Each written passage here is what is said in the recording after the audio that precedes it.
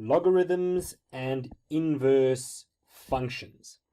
That's what we're going to be discussing in this video.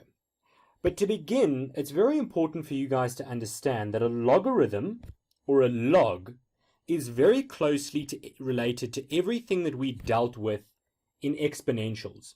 And you could almost think of it as that logs are a go-between for exponentials.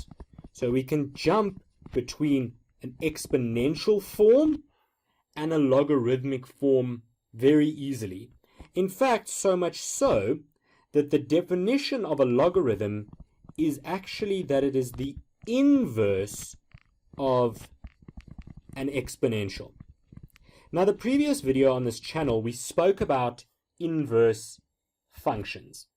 And what we saw when dealing with inverse functions is that we were reflecting them about the line y is equal to x. And because we were reflecting them about that line, all that we had to do was swap the x and the y values. And we did that when dealing with a straight line function and when dealing with a parabola. But when we go and look at something like this, where we have an exponential, if we wanted to find the inverse of that function, we would go x is equal to 2 to the power of y. And there we are swapping our x and y value around. But you'll remember that I told you that we wanted to always make y the subject. So we wanted to make y the subject of this formula. But in this case, we can't seem to do that because there's no mathematical method that we've been taught that can make this exponent the subject of an equation. And that's where logarithms come in. Basically, they have the ability to make the exponent the subject of an equation. So they have the ability to make an exponent the subject. So if I give you something, any sort of value that has an exponent with it, you know that we always have a base, and we raise that base, whatever it may be, 2, 3, or some sort of number, we raise it to the exponent, and then together that will give us some number. So for example, if I gave you 2 to the power of 5, you know that that would be 32, where that is our base, the 5 is our exponent, and the 32 is the number.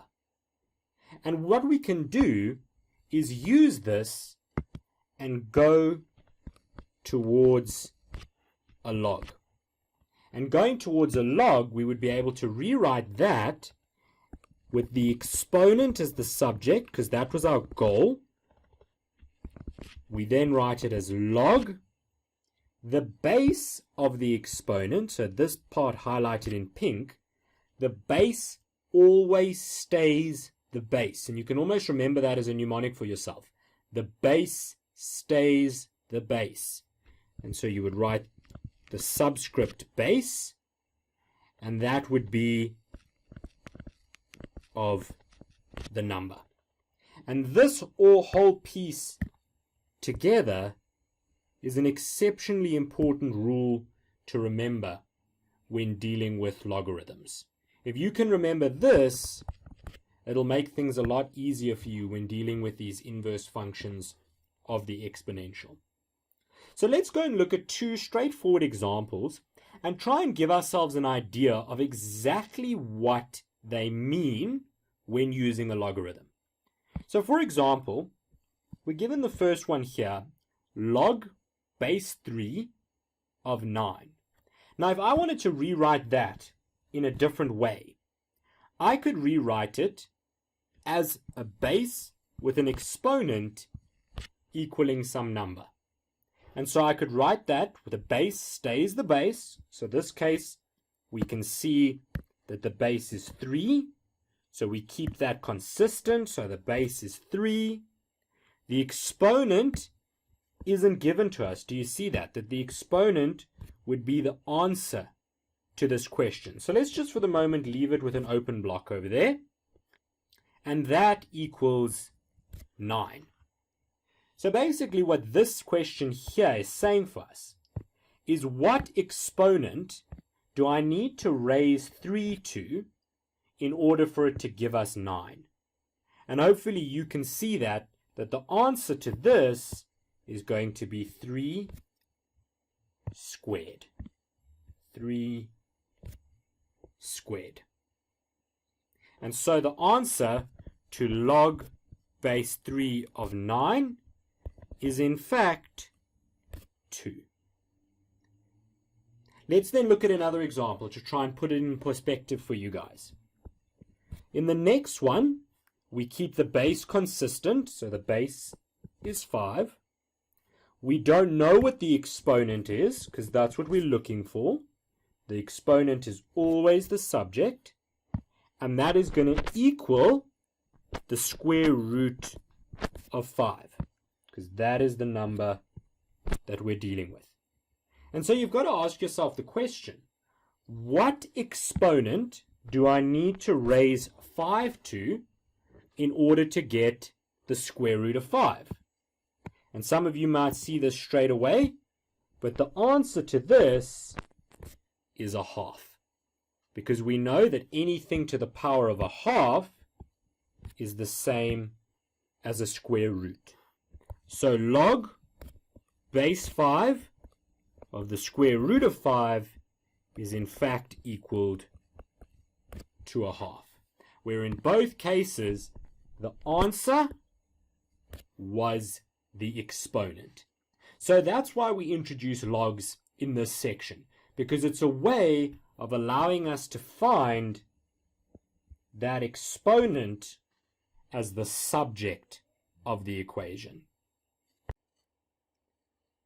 Now we're going to have a look at the characteristics of exponential functions and log functions. Now you might remember back from grade 11 that the standard form of an exponential function was given to us as f of x is equal to a to the power of x. And you might also remember that that value of a changed the function in a couple of different ways. Firstly, we could have that value of a be greater than 1, or we could have that value of a sit between 0 and 1. And when that happened, we ran into a couple of different scenarios. If it was greater than 1, then we knew we had an increasing exponential function. So it was always increasing, going up. And the function tended to look something like this.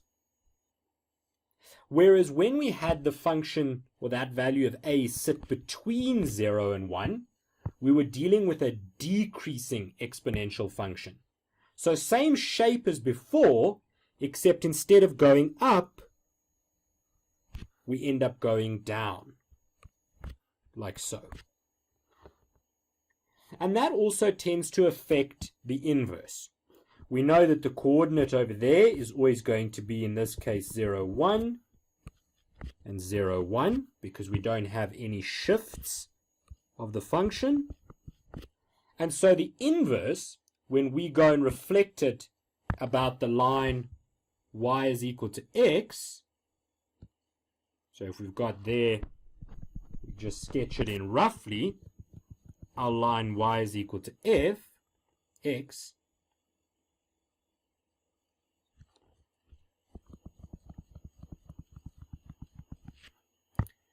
we can get out the following. So we know that's y is equal to x on both counts. And look at the function carefully now. We're going to split it up into the negative part of the x-axis. And you'll see that on the negative part of the x-axis, the function gets very, very close to 0 for y. So the y's values get very, very close to 0. And so when we look at the inverse, we need to swap those two around. So instead of looking at the negative x values, we're going to look at the negative y values. And instead of the function getting very, very close to 0 for y, it's going to get very, very close to 0 for x. And you can see that that will land up, we've got the same point over there, we swap the coordinates around because it's an inverse, and it will get very close to 0 for the x values. And then we're going to do the same thing, except we're going to deal with the positive part of the x-axis. And you'll see that for the positive part of the x-axis, the function goes up to infinity for y. It increases exponentially. And that's then going to do the opposite for our inverse. And so we end up with a function like so. And that would be our inverse. And you can see that if we were to reflect that, so almost fold the page along that line there, the two sides of those functions would perfectly mirror each other. Now let's do the same thing, except now we're looking at a decreasing function. And the decreasing function, when we try and draw out its inverse, well, we're going to break it up into the two parts. So we've got that point over there, which will be 1, 0. Then let's look at the negative part of the x-axis, which in turn will be the negative part of the y-axis. We'll see the function grows exponentially. So when we do the opposite reaction for the inverse, or the opposite for the inverse, we know that along the negative y-axis, instead of the negative x-axis, the function will grow exponentially. So it will grow exponentially like so. And then along the positive x-axis, so this is when we're going to deal with the positive y-axis for the inverse, well, the function gets very, very close to y is equal to 0. Never equals y is equal to 0, but we get very, very close. And so when we drew it out, we would get the inverse looking like so. And those are the two variations that we're going to deal with on these functions. One is where a is greater than 1, and one is where a is between 0 and 1. And unfortunately for you guys, you're going to have to learn these two variations off by heart for yourself.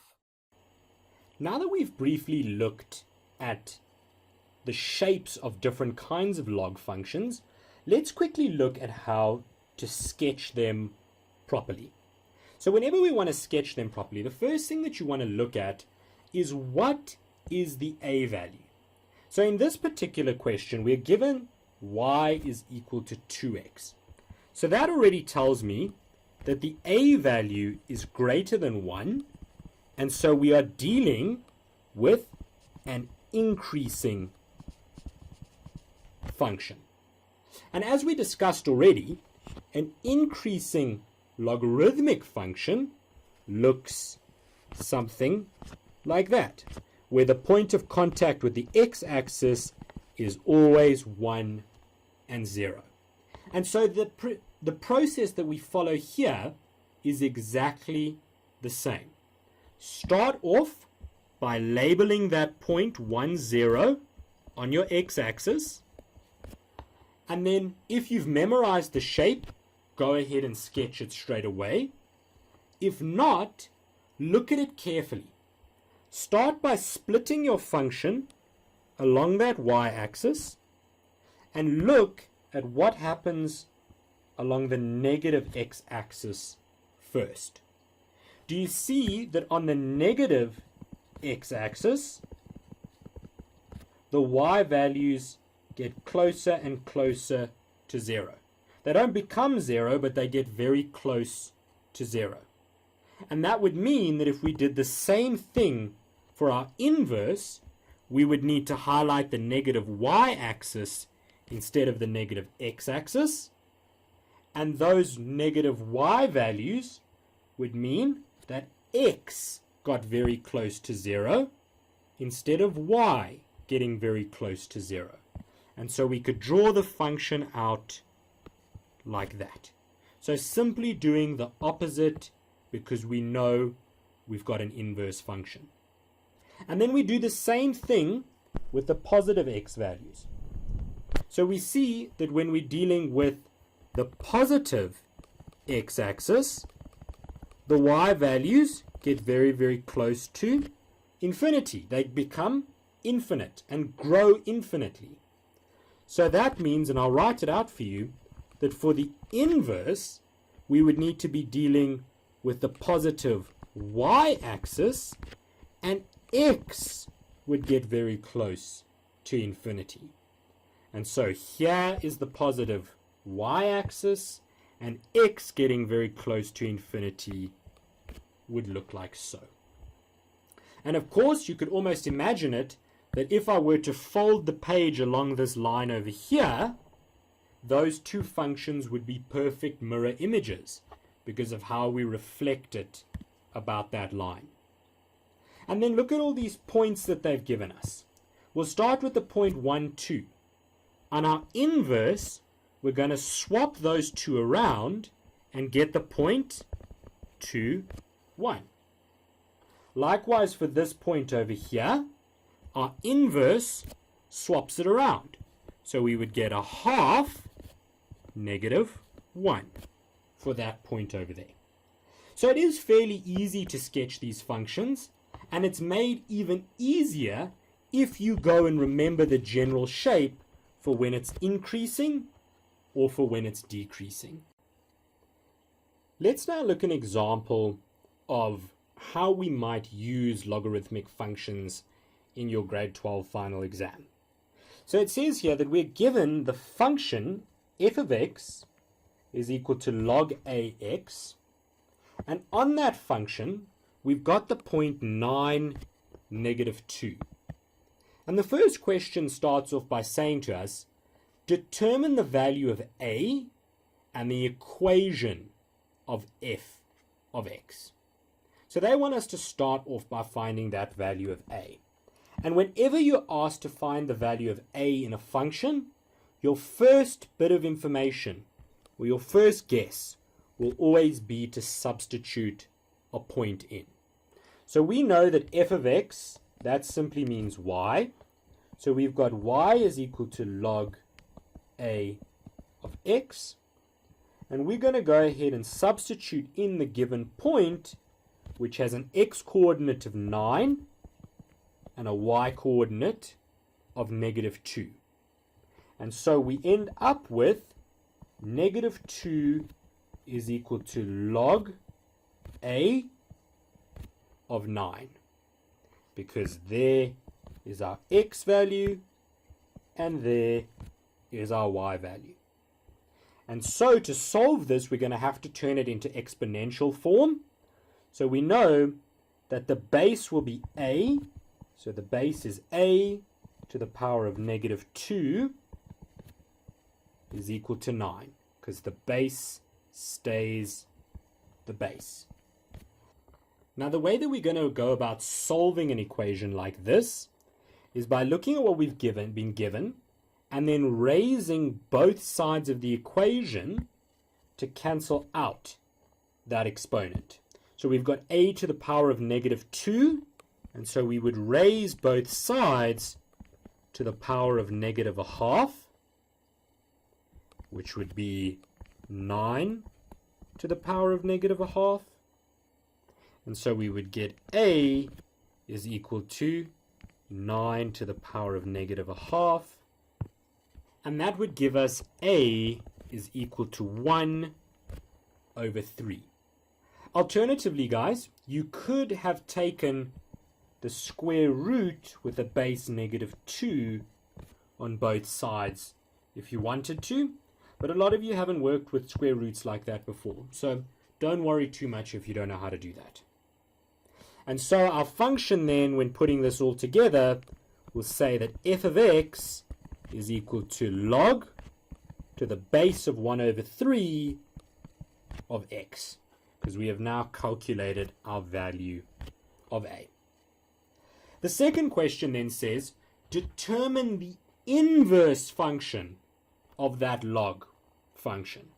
So we know that when dealing with this section, that a log function and an exponential function are inverses of each other.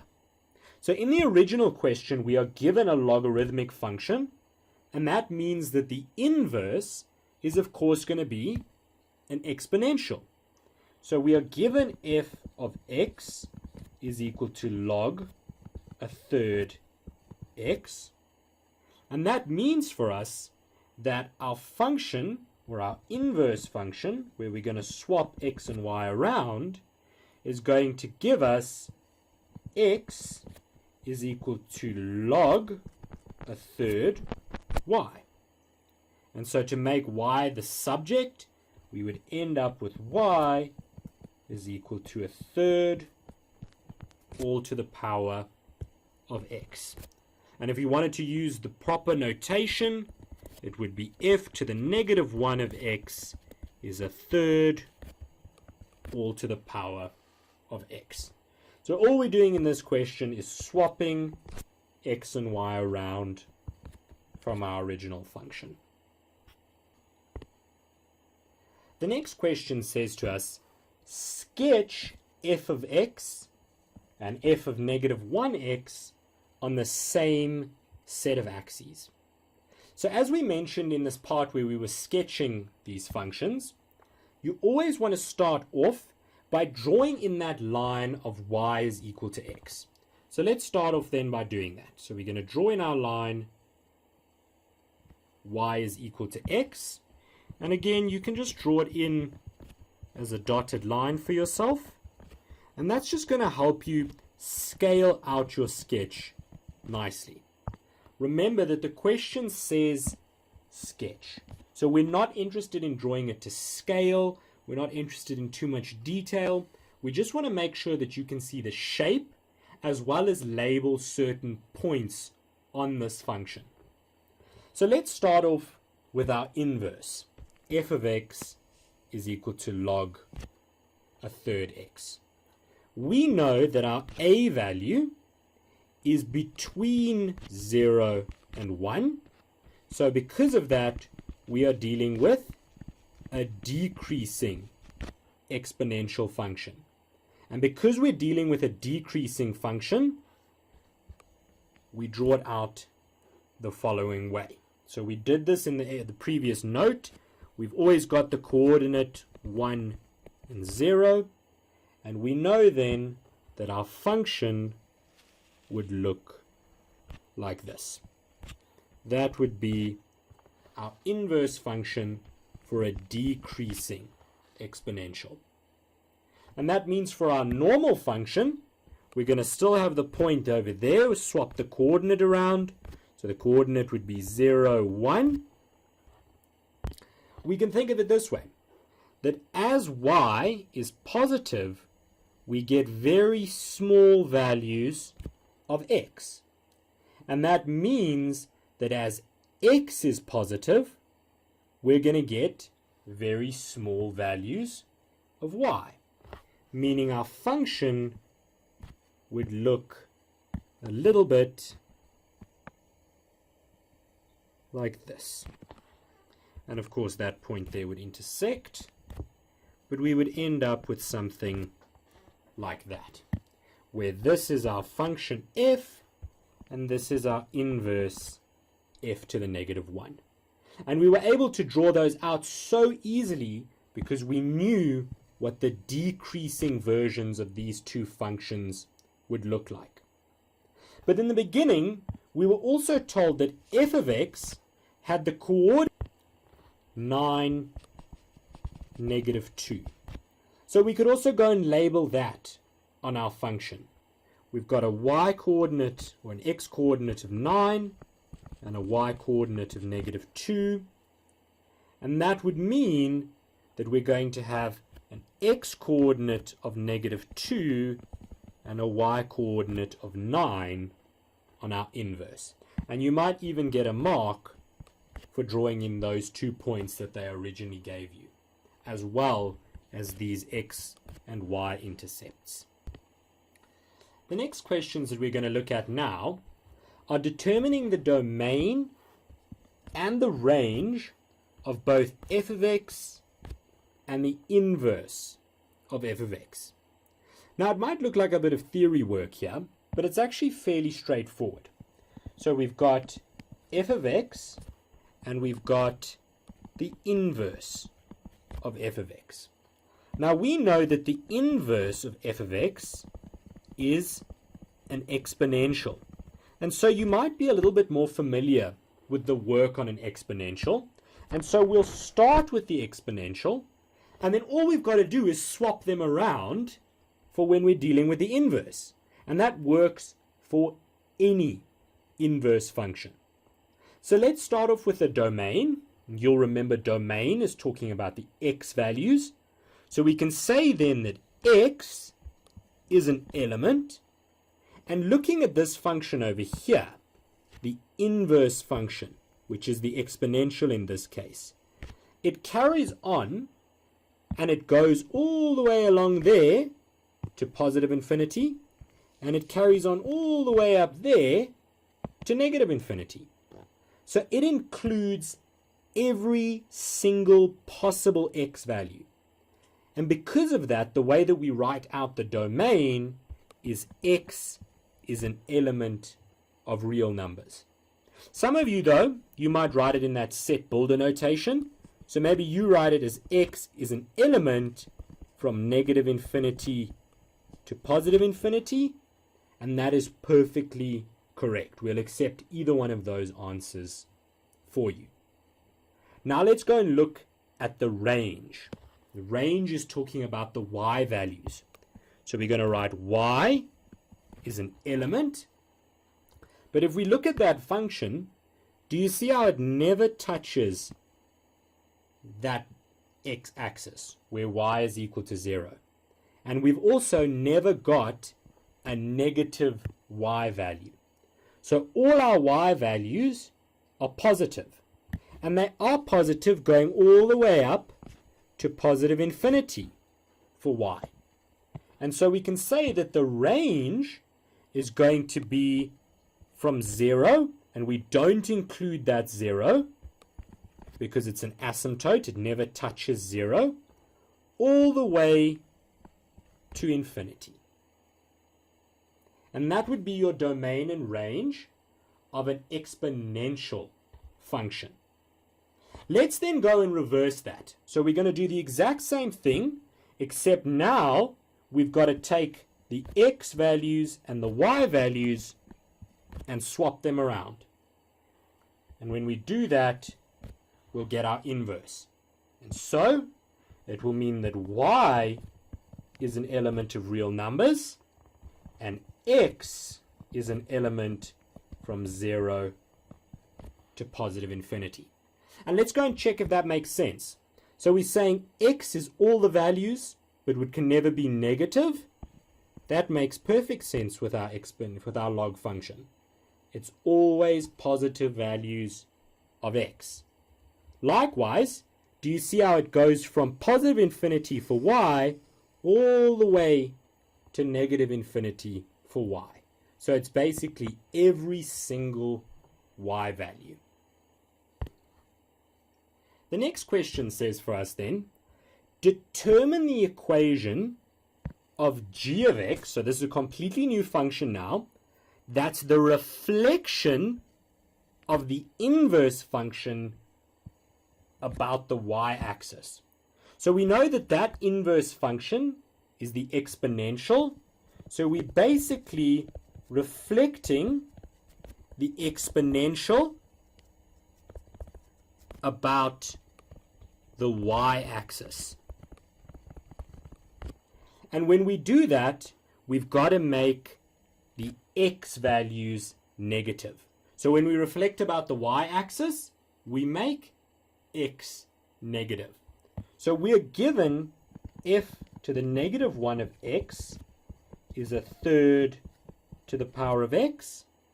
And that means this new function g of x is going to be a third, and then we make x negative. So we add that negative in front of the x. And so if you wanted to rewrite that, you could actually write it as 3 to the power of x. These two expressions are exactly the same.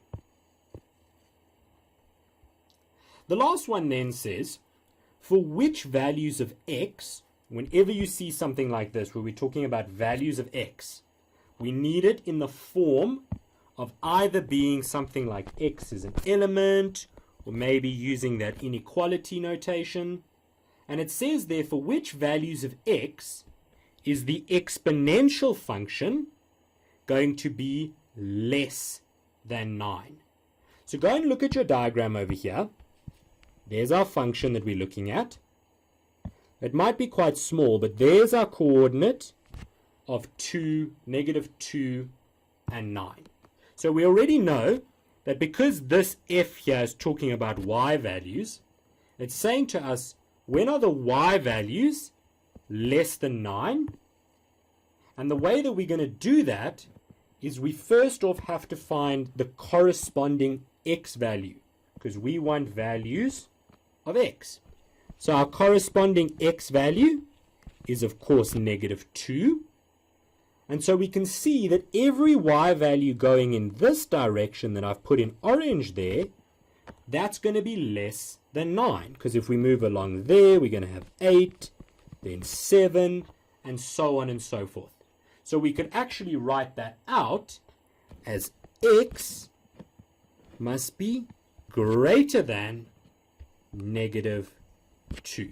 Because when x is greater than -2, so in other words, all of these values here that I'm putting in green, we can clearly see that y is going to be less than 9.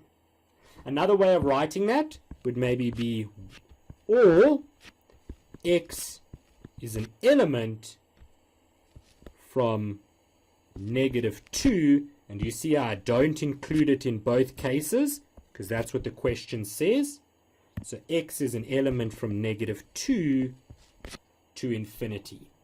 Both of those work perfectly fine.